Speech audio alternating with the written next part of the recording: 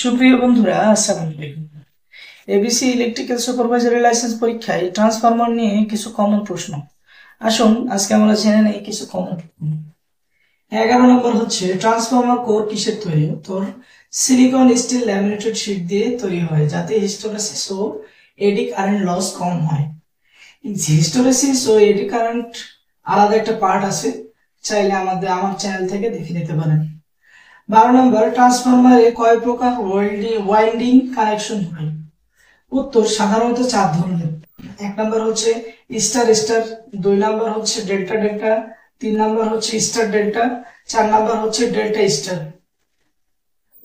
13 নম্বর, ট্রান্সফরমারের ইফিসিয়েন্সি কি? উত্তর, ইফিসিয়েন্সি ইকুয়াল আউটপুট পাওয়ার ভাগ ইনপুট পাওয়ার গুণ 100।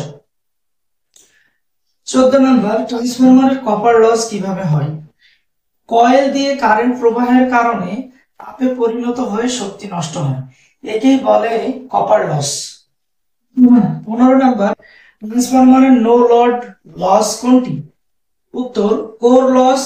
এটি ভোল্টেজের উপর নির্ভরশীল কারেন্ট প্রবাহ ছাড়াও হয়ে থাকে।